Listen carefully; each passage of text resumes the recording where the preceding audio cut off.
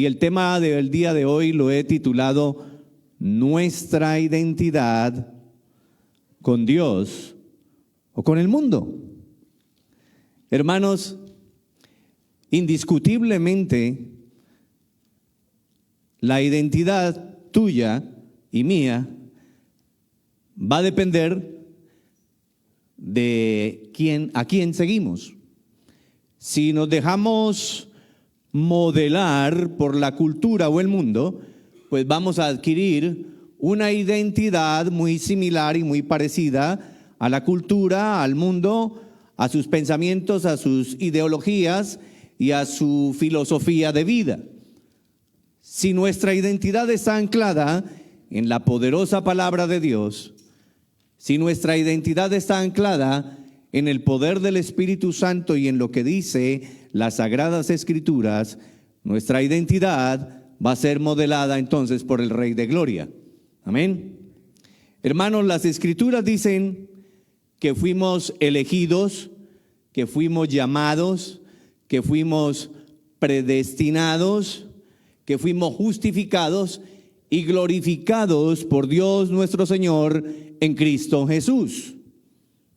De manera que estos son los fundamentos, por lo menos así yo lo veo, que le dan identidad, que le dan valor, sentido y propósito a cada una de nuestras vidas. Como cristianos creyentes. Y por ende, veo aquí hombres, varones y mujeres determinadas y determinados, resueltos a tomar el liderazgo en la familia, el liderazgo que el Señor nos ha llamado a ejecutar o a activar. Y entonces, hermano, yo espero, y es mi confianza y es mi ruego y mi súplica al Señor cada vez que oro por la iglesia Revive, que todos seamos conformados a la imagen y a la semejanza de nuestro Señor Jesucristo. Así que el haber sido elegidos por Dios es el poder, escuchen mis hermanos, que nos mantienen firmes en todo tiempo y en todo lugar.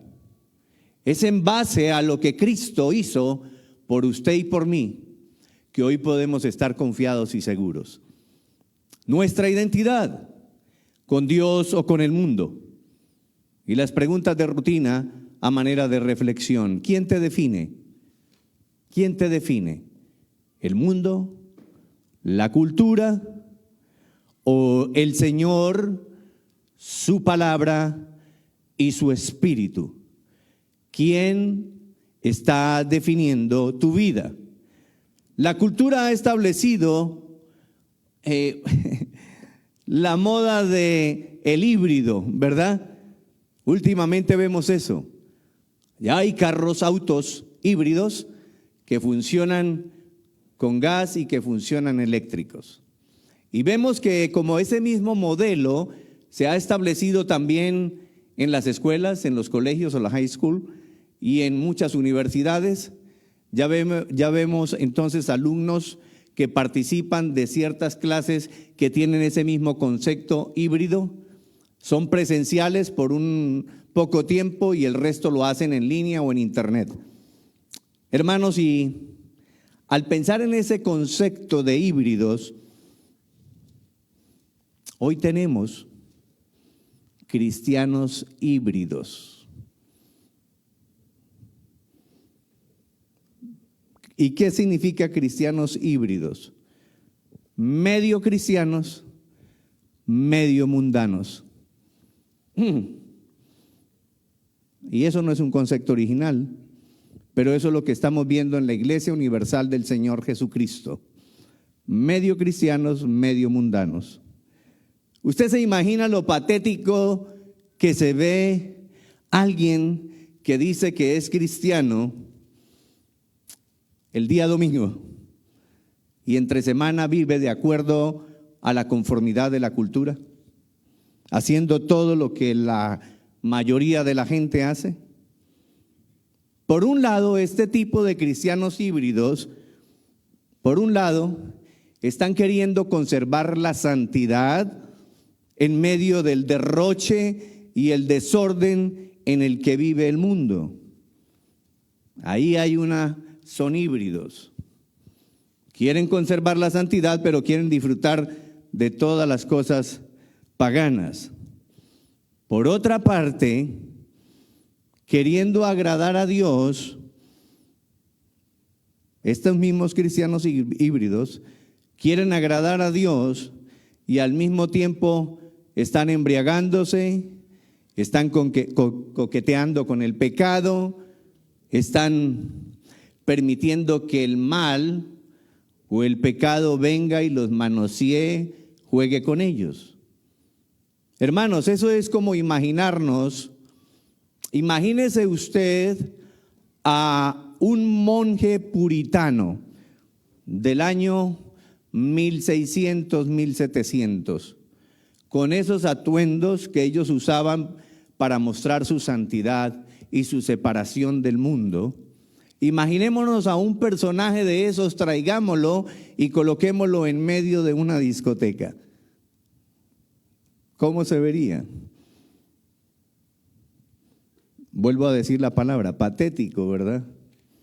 Hermanos, el verdadero viaje cristiano en busca de nuestra verdadera identidad comienza con una evaluación honesta, con una evaluación sincera con nosotros mismos y por medio de la palabra del Señor. Es la palabra del Señor la que nos examina. El salmista lo dijo: examíname, oh Señor, y mira si hay en mi corazón camino de perversidad y maldad. Y hoy la palabra de Dios va a hacer eso, nos va a escanear. Ese es otro término moderno, ¿verdad? Nos va a escanear, nos va a mostrar quién está dándonos identidad. Y todo esto que he dicho como parte introductoria un poco larga, es para que cada uno de ustedes y yo tomemos seriamente lo que es ser un cristiano genuino y verdadero.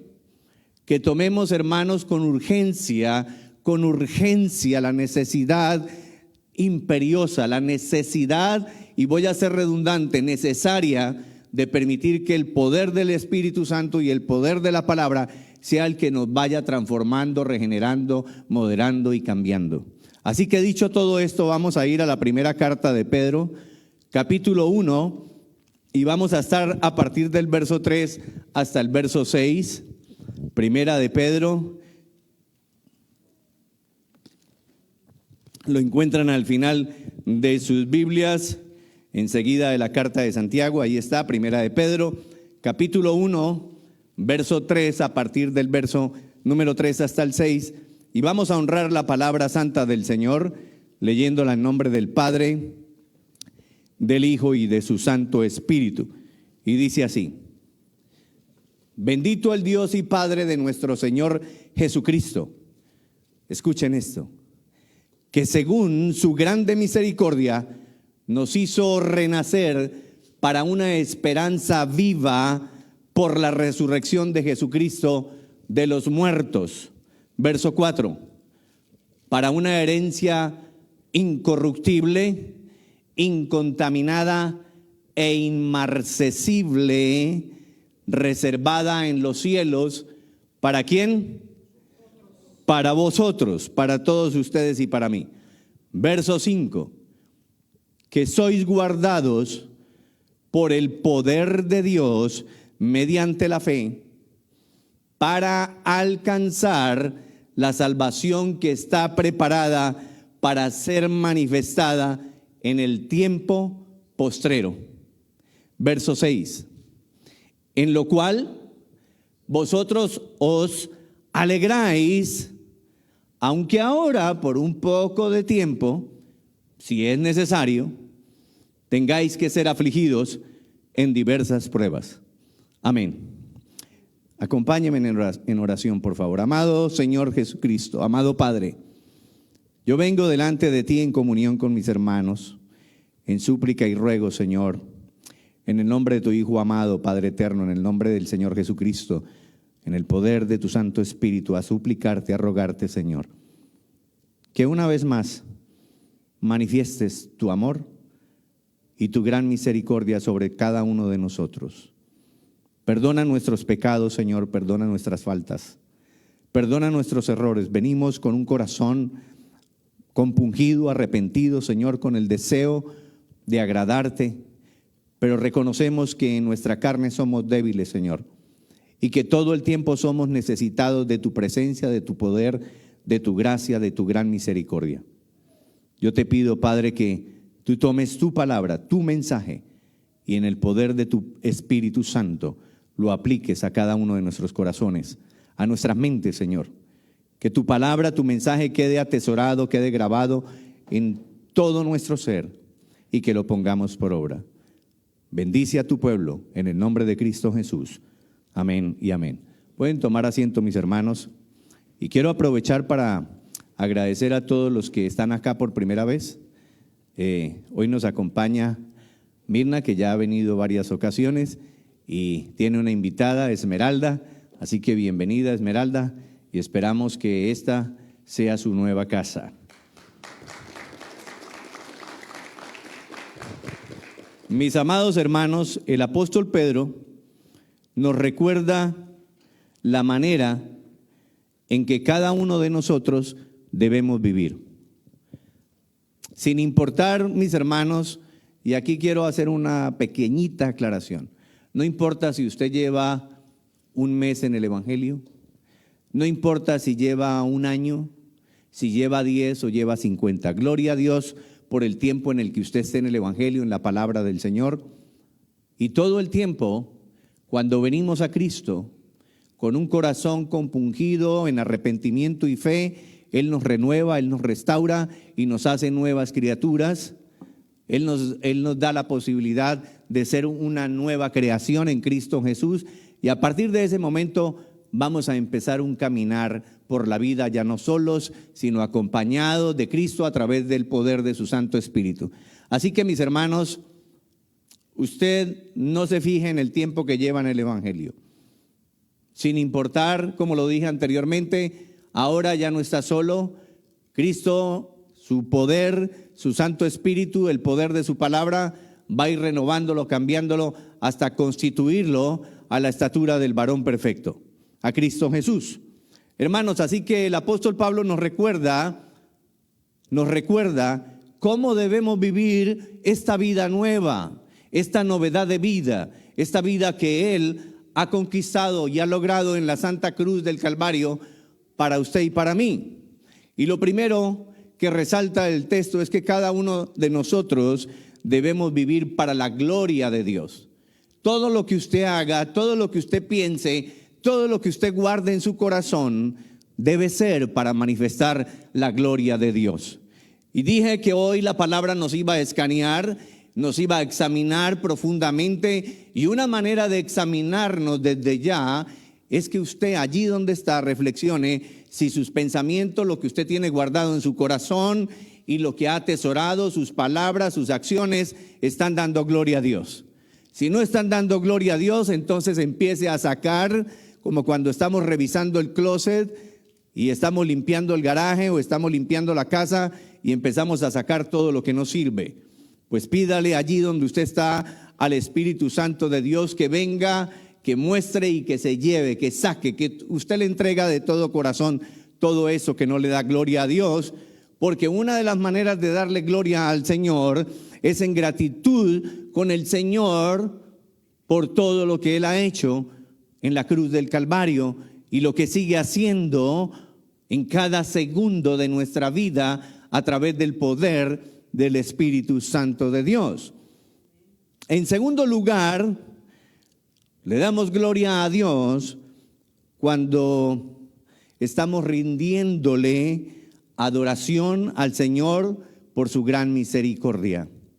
Hermanos, y yo lo he dicho tantas veces y hoy no va a ser la excepción, rendir adoración al Señor no es solamente venir acá el domingo, cantar y levantar las manos y sentir el toque del Espíritu que a veces nos quebranta y hasta nos hace llorar.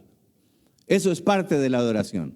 pero su vida misma tiene que ser un sacrificio vivo, santo y agradable a Dios, que en cada momento esté adorando y esté dando gloria al Señor. Quiero recordarles por el verso 3, porque allí hay unas palabras o unas frases que quiero remarcar en esta mañana en el mensaje. Dice: bendito el Dios y Padre de nuestro Señor Jesucristo, que según su grande misericordia. Mire con cuán fuerza escribe el apóstol Pedro para las iglesias de Asia del Norte en esa época y hoy para nosotros. Dice que según su grande misericordia nos hizo renacer de nuevo para una esperanza viva. ¿Qué significa esa frase, su grande misericordia? Y quiero llamar aquí su atención. Su gran misericordia, mis hermanos, comienza con el hecho de habernos elegido. Piense, honestamente, ¿qué había en usted? ¿Qué había en cada uno de nosotros para que el Señor nos eligiera? Nada bueno, eso es verdad, y solo lo que había era pecado y maldad, de verdad. Eso era lo único. Y el Señor muestra su grande misericordia eligiéndonos. Allí comienza con el hecho de habernos elegido y continúa específicamente mostrando su gran amor y su grande misericordia en el mensaje de la cruz.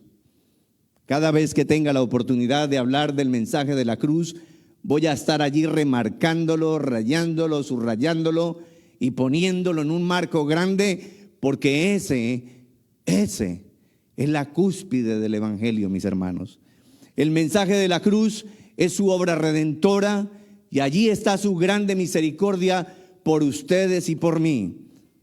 Mis hermanos, nos lleva a disfrutar de la redención y la justificación. Todos nosotros estábamos destituidos de la gloria de Dios, así lo dice Romanos 3:23. Y todos nosotros, dice Romanos 6:23, estábamos muertos en nuestros delitos y pecados, porque la paga del pecado es muerte, mas el regalo de Dios, la dádiva del Señor, es vida eterna en Cristo Jesús. Y allí la grande misericordia la vemos en la cruz. No solamente está allí pagando nuestra deuda con el Padre, no solamente está justificándonos, sino que también a través del mensaje de la cruz nos está reconciliando y está renovando, está restaurando esa relación que se había roto por culpa de tu pecado y el mío.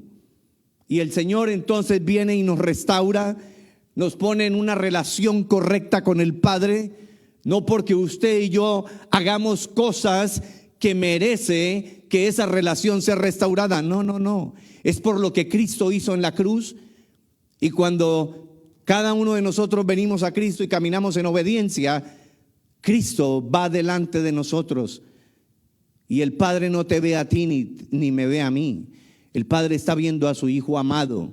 Y por eso entramos en esa relación vertical, en esa relación que se perdió en el huerto de Edén. Y usted y yo somos renovados y somos participantes de su grande misericordia para que nuevamente podamos tener una relación de hijos con el Padre eterno que nos ha adoptado por su grande misericordia. Cristo restauró entonces nuestra relación con el Padre eterno, y hoy la palabra del Señor a través del apóstol Pedro nos revela por lo menos, mis hermanos, 3 propósitos de Dios, 3 propósitos del Señor en Cristo Jesús para tu beneficio y para el mío. Y aquí está el primero de ellos: renacer para una esperanza viva. Renacer para una esperanza viva. Cada uno de nosotros, mis hermanos, tenemos esta gloriosa esperanza.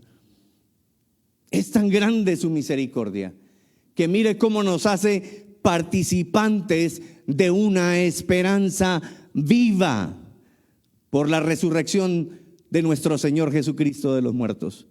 Nuestra esperanza es viva, mis hermanos, porque Cristo es vivo y es real. El Señor dice en su bendita palabra: cree en mí, yo soy vivo y real. Y yo ciertamente sé que muchos de ustedes aquí han experimentado el poder de Cristo a través de su Santo Espíritu. Yo sé que ustedes han tenido esa experiencia hermosa de sentir la presencia del Espíritu y poder darse cuenta que en algunos momentos difíciles de su vida, o en los momentos donde usted estaba tal vez más tranquilo, sin importar la situación, allí se estaba manifestando el poder, el amor, la misericordia, la compasión, la benevolencia del amor de Dios y su grande misericordia. ¿Cuántos dicen amén por eso? Así que, hermanos, nuestra esperanza es viva. Para nosotros, la esperanza viva a la cual nos ha llamado el Señor es uno de los fundamentos de su gran misericordia. ¿Ustedes saben qué es eso? Eso es como, hermanos, se lo voy a poner con esta ilustración bastante fuerte. Eso es como que hoy salgamos de aquí y vamos a imaginarnos que nos encontramos a un indigente, a un habitante de la calle, y que le decimos: venga, lo tomamos de la mano así, todo mugriento, sucio, maloliente, lo subimos al carro, lo llevamos a la casa, lo bañamos, le cambiamos, le damos ropa nueva, le alimentamos y le decimos: ahora aquí esta habitación va a ser para usted en mi casa. Pues déjeme decirle que exactamente lo mismo es lo que Cristo ha hecho por usted y por mí. Ahí vemos su grande misericordia. Y en esa misma condición espiritual, con el ejemplo que les acabo de dar, que se encontraba o que se encuentran muchos habitantes de la calle, en esa misma condición y en esa misma ruina espiritual estábamos todos nosotros. Y ahí vemos la grande misericordia del Señor, que nos ha llamado para una esperanza viva. Dios ha manifestado su amor y misericordia al hacernos participantes de esta gloriosa esperanza en Cristo Jesús. Porque además de Cristo ser Dios, Señor, Salvador, Redentor, Rey venidero, también Él es nuestra esperanza. Mire cómo lo dice Romanos capítulo 8, versos 24 y 25, por otro gran siervo del Señor que fue utilizado grandemente por su misericordia, el apóstol Pablo. En la carta a los Romanos, capítulo 8, verso 24 dice: porque en esperanza, escúcheme, en esperanza fuimos salvos. Hermanos, y cuando pensamos en la salvación, la mayoría de nosotros pensamos que el Señor solamente nos ha salvado de esa vida de muerte y nos ha trasladado a una novedad de vida, a una vida nueva, y que nos ha regenerado, nos ha cambiado, nos ha justificado. Pero pocas veces, hermanos, pocas veces pensamos que la salvación también incluye que Dios en Cristo nos ha salvado de su propia ira. Porque va a venir un día, el día del gran juicio, en que viene el Señor Jesucristo como Rey y como juez. Y el libro de Apocalipsis dice que va a derramar la copa de su ira sobre la tierra y sobre todos aquellos que han negado la fe, sobre todos aquellos que no han creído en el Hijo de Dios. Hermanos, y yo no quiero que ninguno de ustedes ni yo estemos ahí, no. Entonces, porque en esperanza fuimos salvos, por la espera, escuchen, porque esto parece un trabalenguas, enfóquese, pero la esperanza que se ve no es esperanza. Si usted le dice a su hijo: le voy a regalar un iPad, el niño tiene la esperanza que usted se lo va a regalar. Pero cuando usted se lo da y él lo tiene en su mano, ya deja de ser una esperanza, ya lo tiene, ya lo recibió, ¿correcto? Entonces eso es lo que está diciendo aquí la palabra. Porque en esperanza fuimos salvos, pero la esperanza que se ve no es esperanza, porque lo que alguno ve, ¿a qué esperarlo? Entonces, ¿cuál es la esperanza que tenemos? La respuesta está en el verso 25. Pero si esperamos lo que no vemos, con paciencia lo aguardamos. ¿Y qué es lo que usted y yo estamos esperando con paciencia? ¿Cuál es nuestra esperanza? Pues el mismo que representa la esperanza, Cristo Jesús. Y Él es el que estamos esperando. Gloria a Dios. Y eso es lo que el pueblo de Dios en todo el mundo está esperando con ansias, como dicen en México, con ansias, con pasión. Ver el regreso inminente de nuestro Señor Jesucristo. Hermanos, nunca olvidemos, y escúcheme en esta definición, nunca olvidemos que nuestra existencia solo se define correctamente en nuestro estar en Cristo o sin Él. Se lo diré una vez más. Nuestra existencia solo se define correctamente en nuestro estar con Cristo. Permanecer con Cristo. Permanencia. ¿Sentido de qué? De identidad. Nuestra identidad. ¿Con Dios o con el mundo? ¿Queremos ser salvos? Y queremos seguir allí agarraditos de esa esperanza viva que tenemos cuando venga el Rey de Gloria, el Señor Dios Todopoderoso, Creador del cielo y de la tierra. Pues entonces debemos permanecer en su palabra, debemos permanecer en obediencia, debemos permanecer en Él, debemos permanecer, hermanos, en sus buenas obras que Él ya preparó de antemano para que anduviésemos en ellas. Efesios 2:10. No en tus obras ni en las mías, porque tus obras y las mías son perversas, son malas. No, vamos a permanecer en las obras del Señor, vamos a caminar en ese puente. Cuando yo pienso en esto es como pensar en un puente, y estoy caminando en ese puente, y ese puente no lo he construido yo, ni lo ha construido ningún humano. Es un puente espiritual que ha construido el Señor para que ustedes y yo caminemos en él. ¿Estamos entendiéndolo, hermanos? Regresemos a Primera de Pedro 1:4. Dice: para una herencia incorruptible, incontaminada e inmarcesible, reservada en los cielos para nosotros. Qué grandioso es el Señor, mis hermanos. Y aquí tenemos el segundo propósito de Dios en Cristo para usted y para mí. Y el segundo propósito es participantes de una herencia incorruptible. Mi amigo que se encuentra aquí en esta mañana, mi hermano, mi hermana, entienda ahora el significado profundo de nuestra identidad con Dios o con el mundo. ¿Qué te está definiendo? ¿Te estás dejando definir por el mundo? ¿Por lo que la mayoría dicen? Es que la mayoría lo aprueba, sí, pero hoy sabemos que lo que la mayoría aprueba en medio de esta cultura es maligno, perverso, diabólico. Trae confusión, trae destrucción. Tarde que temprano esa maldad alcanza y destruye.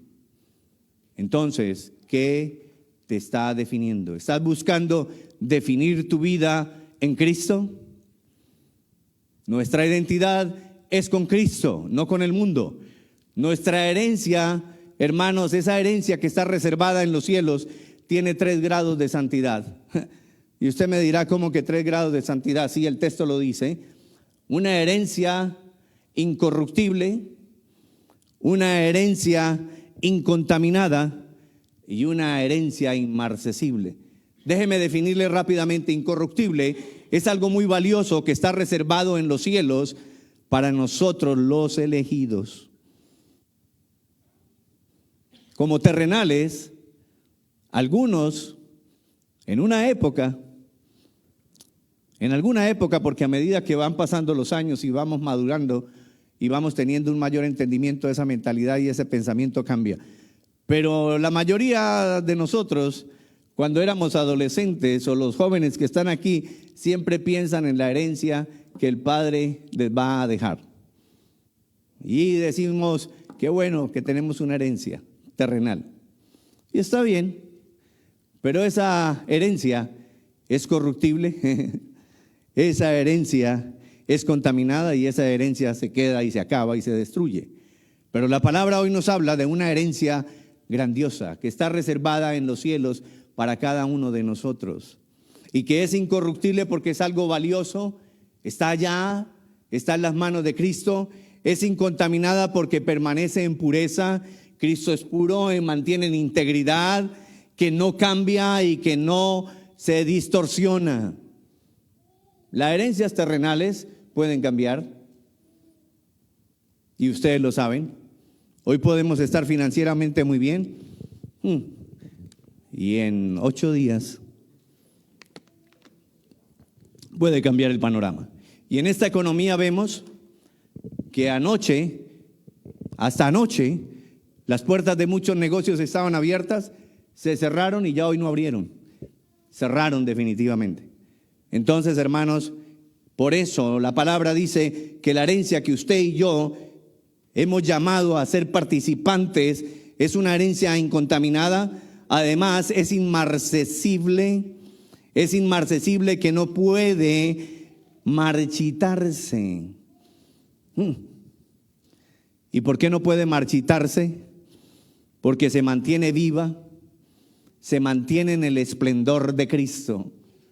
Por eso no se marchita, por eso es viva, porque forma parte de Cristo, forma parte de la integridad y de la totalidad del ser de Dios. Y Él es vivo, Él es santo, santo, santo, y Él es esplendoroso. ¿Hasta dónde entendemos el esplendor, la majestuosidad del Señor? Somos mente finitas. Hermanos, es inmarcesible porque se mantiene perdurable eternamente, es intacta y es inalterable en el tiempo. Esa herencia no cambia, se mantiene siempre allí. ¿Sabe por qué? Porque el que hereda es eterno. Porque el que hereda es eterno, porque todo le pertenece a Él. Por eso se mantiene en estas 3 dimensiones de santidad. La herencia que usted y yo estamos recibiendo es incorruptible, es incontaminada y es inmarcesible. Jesucristo es el mismo ayer y hoy y por los siglos. Así dice Hebreos 13:8. Mire cómo lo explica nuevamente, ya no el apóstol Pedro, sino el apóstol Pablo, dirigiéndose a la iglesia de Éfesos, en la carta a los Efesios, capítulo 1, verso del 11 al 12. Capítulo 1, verso del 11 al 12, y dice: en Él, o sea, en Cristo, asimismo tuvimos, ¿qué cosa? Herencia, habiendo sido predestinado conforme al propósito del que hace todas las cosas según el designio de su voluntad. Y allí, en escala, quedaron 3 términos que yo quiero que usted se fije. Uno es que esa herencia que usted y yo estamos dispuestos y ya preparada para nosotros, no es porque usted se la haya ganado ni yo me la haya ganado, sino porque el Padre ya te eligió, ya te predestinó para ser participante de esa herencia. Y la tercera palabra que encuentra allí en línea es que hay un propósito, no de acuerdo a tus propósitos ni a los míos, sino de acuerdo al propósito del que hace todas las cosas según el designio de su santa, buena, agradable y perfecta voluntad. Verso 12, hay una finalidad de que nosotros seamos participantes de esa herencia, a fin de que seamos para alabanza de su gloria. ¿Entienden, mis hermanos, por qué es tan importante vivir una vida que le dé gloria al Señor? A fin de que seamos para alabanza de su gloria. Nosotros, los que primeramente esperamos en Cristo. Y ese artículo en te da una identidad y te da una posición de autoridad en el mundo espiritual. No por lo que somos, sino por lo que Cristo es y por el hecho de permanecer en Él, por el hecho de estar en Él. Por eso tenemos autoridad en el Espíritu. Y nuevamente, nuestra existencia solo se define correctamente en términos de nuestro ser en Cristo. ¿Lo entiende una vez más? tu existencia, tu vida, la mía, la de nuestra familia, la de nuestra cónyuge, la de nuestros hijos, nuestras generaciones, nuestros nietos, se van a definir en la medida en que usted y yo permanezcamos en Cristo. Mis hermanos, y aquí está el tercer propósito de Dios en Cristo. Y esto es maravilloso. Guardados por el poder de Dios. ¿Usted sabe el privilegio que tiene? Voy a responder por usted. Yo no tengo todavía la dimensión de esta palabra y del peso de gloria que hoy recae sobre mis hombros y sobre cada uno de los hombros de ustedes, al escuchar que somos guardados por el poder de Dios. ¿Usted sabe lo que eso significa? Que el poder de Dios siempre te está acompañando, que el poder de Dios es ese escudo y esa fortaleza alrededor tuyo. Y entonces, ¿por qué no vemos el poder? Porque no le creemos. Que sois guardados por el poder de Dios mediante la fe para alcanzar la salvación que está preparada para ser manifestada en el tiempo postrero, mis hermanos. Guardados por el poder de Dios, es el poder de Dios el que te sostiene, es el poder de Dios el que no te deja caer, es el poder de Dios el que te fortalece, es el poder de Dios el que te alienta y te sustenta. En los momentos de debilidad, sí. Y en los momentos de flaqueza, sí. Y en los momentos en que te sientes fuerte, con una fe de aquí hasta el cielo, sí. Porque es el poder de Dios el que te está sosteniendo, el que te sustenta, el que te alienta, el que te fortalece, el que te anima, el que te impulsa, el que te lleva a vivir para la gloria de Dios. Mis hermanos, bendito sea el Señor, pero esto implica permanecer en la fe. Ajá. Ahí está el detalle y es fácil. Pero ahí viene el ladrón, el que hurta, el que roba, el que mata y el que destruye. ¿Quién es? Ahí viene ese personaje y empieza a robarte lo que Dios ya te entregó. Y entonces te dejas debilitar en la fe y pones tus ojos en las circunstancias, pones tus ojos en el problema de la familia, pones tus ojos en la enfermedad, pones tus ojos en el dinero, en las finanzas. ¿Y cómo voy a pagar esta deuda? ¿Y cómo voy a resolver este compromiso? ¿Y cómo voy a solucionar este problema con mi hijo, con mi hija? ¿Y cómo voy a solucionar este problema que yo mismo tal vez he ocasionado con mi familia, con mi esposa o la mujer con el esposo? ¿Cómo? Pues hermanos, permaneciendo bajo el poder de Dios y teniendo fe y creyendo que Dios es suficiente, que Dios es todopoderoso, que Él pelea la buena batalla que tú y yo no podemos pelear. Mis hermanos, ¿le crees al Señor? En medio de las pruebas, en medio de las dificultades, en la crisis, en medio de la opresión, en todo tiempo y momento, a pesar de, gloria a Dios, bendito sea el Señor, porque allí es donde prevalecemos, cuando le creemos al Señor. Y entonces Él viene y nos cubre, nos arropa con su infinito poder. Y es como, no se van a confundir, es como si estuviéramos escuchando la voz del Padre que nos dice: tranquilo, no tengas miedo, no desmaye, esfuérzate, sé valiente, que yo estaré contigo donde quiera que tú vayas. ¿Quieres escuchar esas palabras? Lea Josué 1, ahí están. Y léalas en voz alta para que escuche la voz de Dios.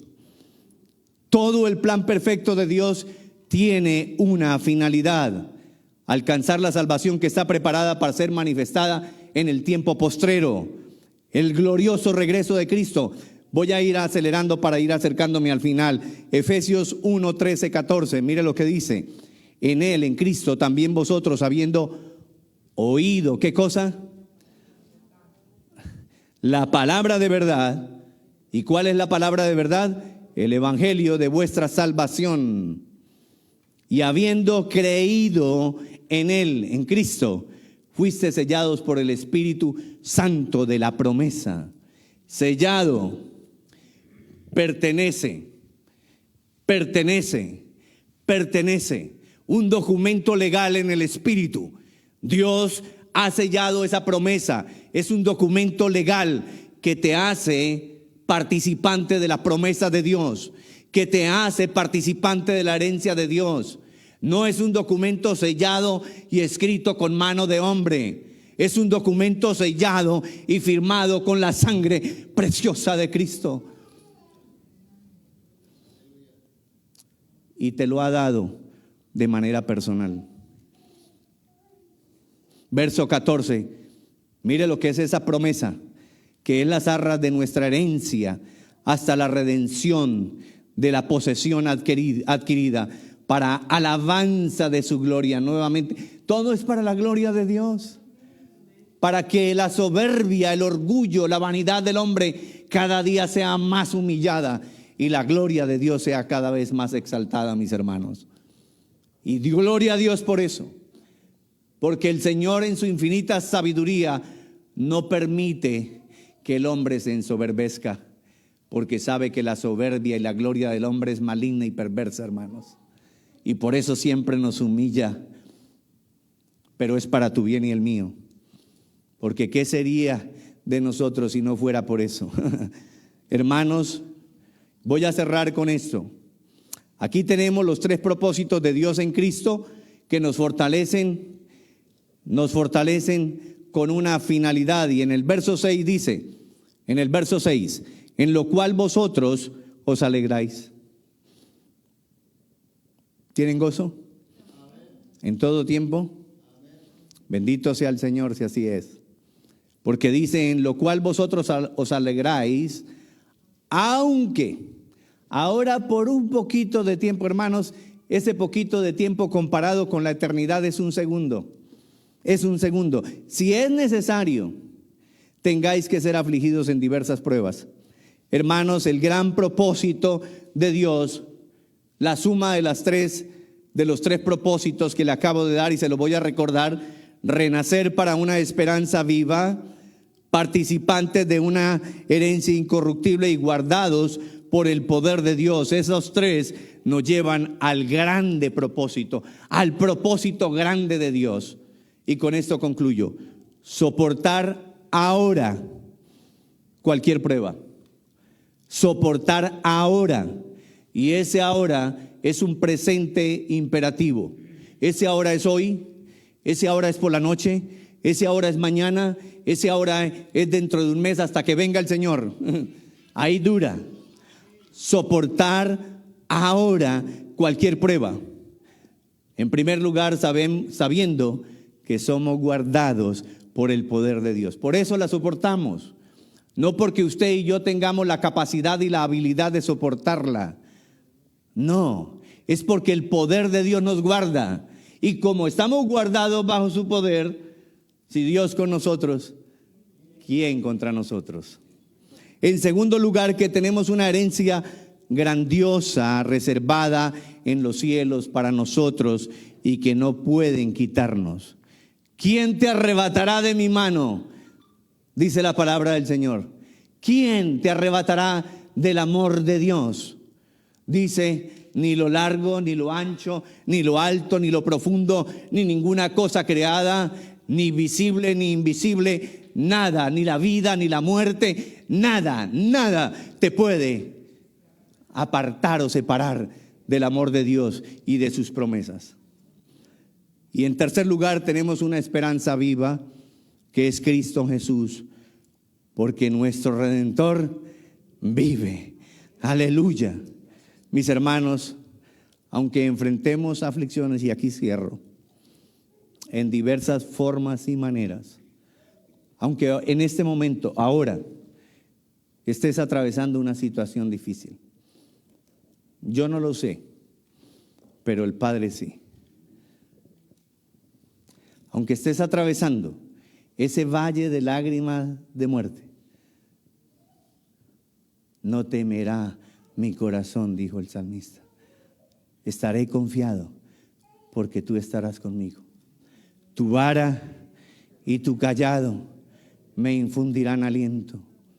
Y ahí está el poder de Dios, la grande misericordia de Dios, influyéndote aliento, tomándote de la mano, diciéndote: hijo, hija, hija, hijo, hijo, hija, no temas, yo estoy contigo, yo te llevo de la mano. En medio de la prueba, en medio de la dificultad, en medio de lo que usted esté atravesando, créale al Señor. ¿Y sabe por qué nos mantenemos? Porque tenemos una esperanza en el poder que nos guarda y nos lleva en victoria. Cristo nuestro Dios y Señor. Amén y amén. Padre eterno, gracias te doy en esta bendita mañana por tu palabra. Gracias, mi Dios amado, por tu Hijo, que no lo escatimaste, lo entregaste por todos nosotros, un montón de pecadores, Señor, por tu grande misericordia para mostrarnos tu benevolencia, tu gran amor, tu compasión, tu ternura y tu cuidado, Señor. Yo te pido, Padre mío, por mis hermanos aquí presentes, las familias aquí representadas, los que por alguna situación no pudieron estar hoy, pero que tal vez están ahí por las redes sociales siguiendo y escuchando tu palabra, tu mensaje. Guárdalos en tu poder. Recuérdales la promesa de que todos somos participantes cuando estamos en Cristo, de esa esperanza viva y real, y que a pesar de que estemos en dificultades, en crisis, en medio de situaciones conflictivas y difíciles para nosotros que no sabemos resolver, contamos con tu gracia, con tu gran amor, con tu gran misericordia y con tu infinita sabiduría, que siempre vas a ponernos en la mesa contigo, Señor. Adereza mesa delante de mis angustiadores. Y allí vemos tu grandeza, Señor, porque tú aderezas nuestra mesa enfrente de los que nos están angustiando. Bendito y alabado sea el Señor.